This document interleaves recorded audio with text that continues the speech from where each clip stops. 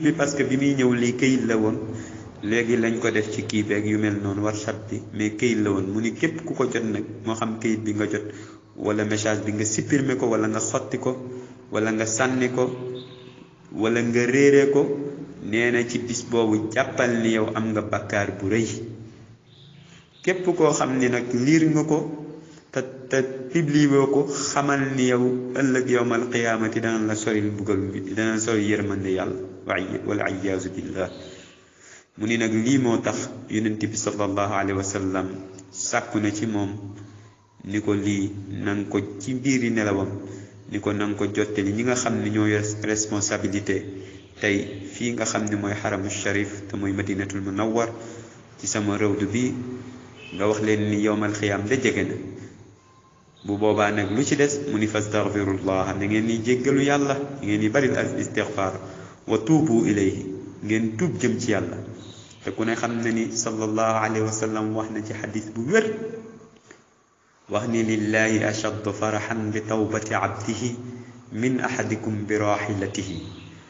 mu ni mbokk yi yàlla dina bëgg keroog bu jaam bi ñëwee daw riir ut si ci moom di tuub si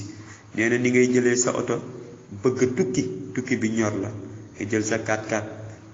mu jël la yóbbu la ci lu gaaw ni ngay kontaanee ci waruwaay boobu nee na yàlla keroog booy ñëw ci moom di tuub nu ko raw noonu lay kontaanee ci tuub boobu kon mbokk yi dellu leen ngeen tuub mu ni lii gént gi mi ngi amee bisu altine te ku ne xam na ni bisu altine fadail yi ci nekk wa madaya ak ngëneel yi la tuxsa wala tuada kenn mënu koo lim ndax bari mu ni képp koo xam ni taxaw na nag ci tasaare ko ci 30 page moom nga jël 30 fooy nga tasaare ko ci publier ko joxe ko wala nga jël 30 nit yoo xam ne xam nga leen nga publier ko par WhatsApp wala par Facebook ci nee na ci ndénkaane bi nga defal ko jullit yépp nee na wér na ni fa inna allah wér na ni suñ borom subhanahu wa taala yuzilu dana dañal anhu ci waa jooju nga xam ne moo def loolu alhamma tiis wal ghamma ak njàqare wa yuwassiu muy yaatal alayhi ci moom risqahu wërsëgam bu boobaa nag wa yaxullu lahu mashakilahu wa yarzuquhu xilaala 40 yawman taqriban yàlla dana régler solution yi régler problème am yépp incha allah te dana ko wërsëgal lu mat 40 jours ci nattale incha allah nee na xam naa ni am na koo xamante ni taxaw na ci publier na ko 30 personnes ci 30 fooy nee na bi mu ko defee yàlla wërsëgal na ko 25 alfan defal na ko ci ay junni ci alal nee na comme ni nga xamee ni am na keneen tamit koo xam ni publier na ko ci 96 moom it ci ay page ci ay fooy yàlla wërsëgalee na ko moom itam ci junni ci 96 ci ay junni waaw nee na xibaar nañ ko nag ni ko benn waay jot na ci ndénkaane lii daan koy weddi waaye bi mu ko weddee rek fa faqada waladahu bi nafsil yawmi nee na ci même jour bi ci lam ñàkk doomam nee na nag lii amul lenn luñ ciy sikki sàkka gëm leen yàlla woone leen pour ngeen gëm yàlla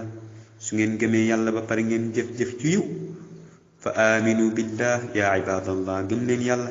wa amalu saalihan ngeen jëf-jëf ju yiw xatta yuwaffiqana allah fi amalina wa yuslix lana sha'nana fi dunya wal axira nee na suñ ko defee ba yàlla dina insha allah jël suñu mbir dëppalee ko kon niñ ko bëggee ci suñuy jaamu yeeg suñuy lépp bu ko defee mu defal suñuy mbir yépp ci àdduna ak alaxira